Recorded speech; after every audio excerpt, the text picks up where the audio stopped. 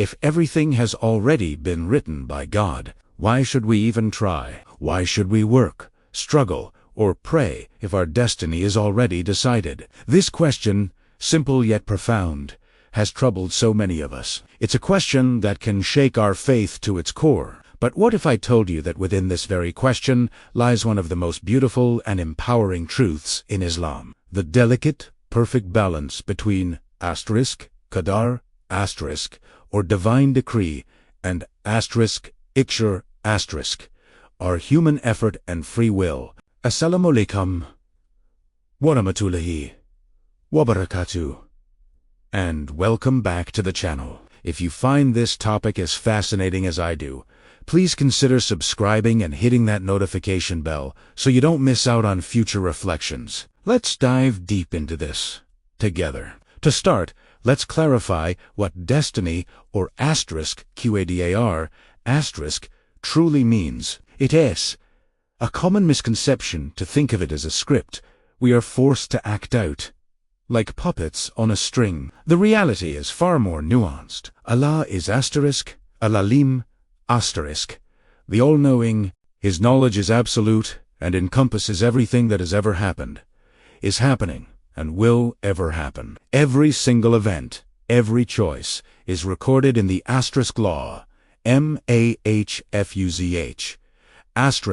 the preserved tablet. But here is the crucial part.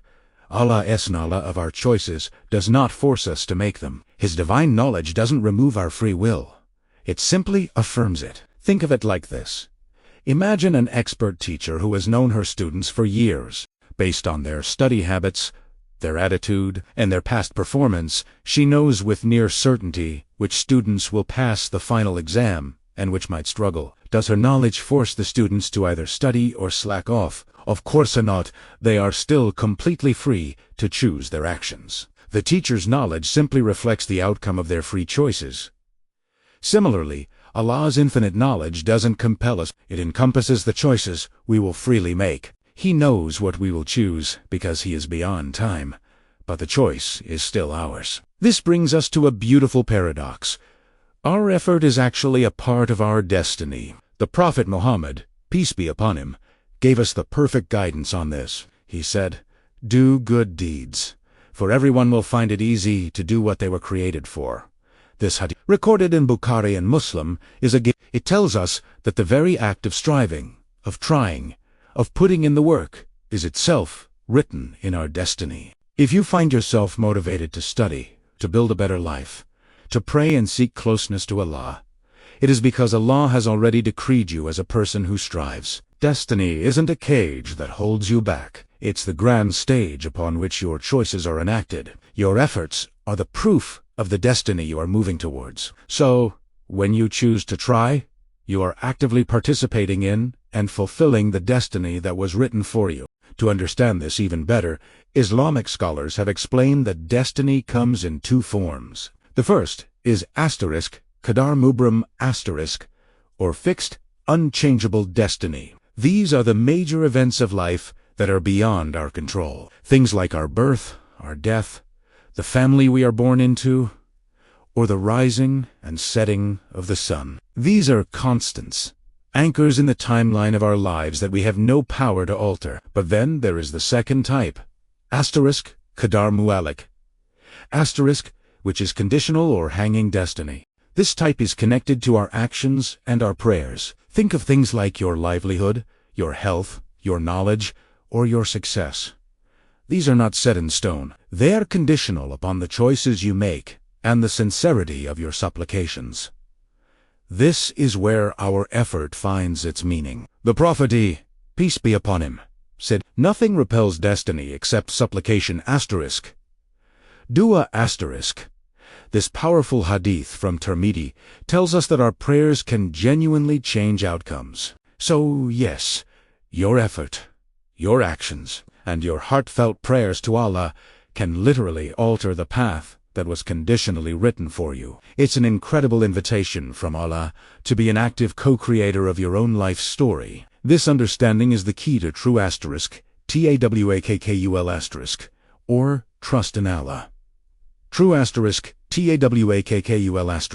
is not passive resignation. It's not sitting back and saying, whatever will be, so I won't do anything. That's not faith.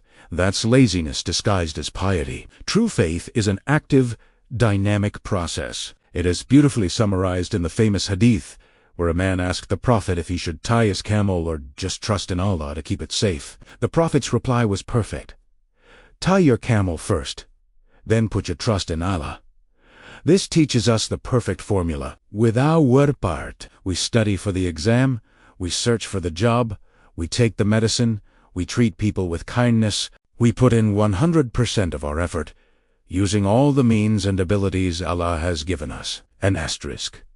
Then asterisk, after tying our camel, we place our complete trust in Allah for the outcome. We let go of the anxiety and leave the results to Him, knowing we have fulfilled our responsibility.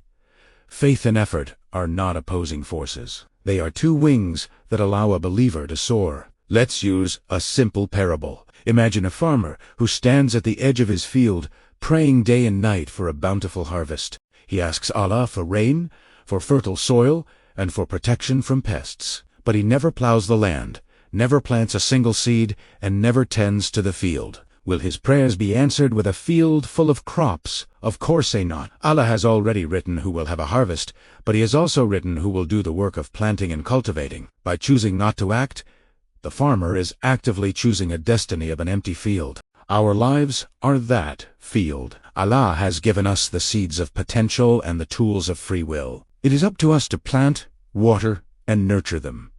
So, why did Allah design life this way? Why this interplay between destiny and choice? The wisdom behind it is profound. Allah gave us intellect, free will, and the ability to choose so that this life could be a meaningful test. He wants to see our sincerity, our resilience, our gratitude, and our faith in action. The outcome was never the primary point. The struggle was. Allah values the intention behind our effort, and the struggle itself more than the final result. Whether we succeed or fail in our worldly goals, the reward is in the trying, in the turning back to Him, in the lessons we learn along the way. We cannot change what is in the past, but we have been given the incredible power to shape what comes next. We shape our future through our faith, through our relentless effort, and through our sincere prayers. Destiny isn't a pre-written story we are forced to read. It's a story that we help write, line by line, with every choice we make. So, let's circle back to that initial question. Why should we try? We try because our trying matters. We try because our effort is a form of worship. We try because in our striving, we discover our purpose and draw closer to our Creator. Destiny is not meant to paralyze us with fear or apathy. It is meant to liberate us, to teach us that every step we take, every bit of effort we exert, and every prayer we whisper is already seen, known, and loved by Allah. It gives us the comfort of knowing that nothing is wasted. So strive as if everything depends on you, and pray as if everything depends on Allah. Because in that beautiful balance, you will find peace, purpose, and the truest meaning of faith. Thank you so much for joining me on this reflection. I pray it was beneficial for you. If you enjoyed this video, please give it a thumbs up, share it with someone who might need to hear this, and don't forget to subscribe for more content. Until next time, may peace be with you.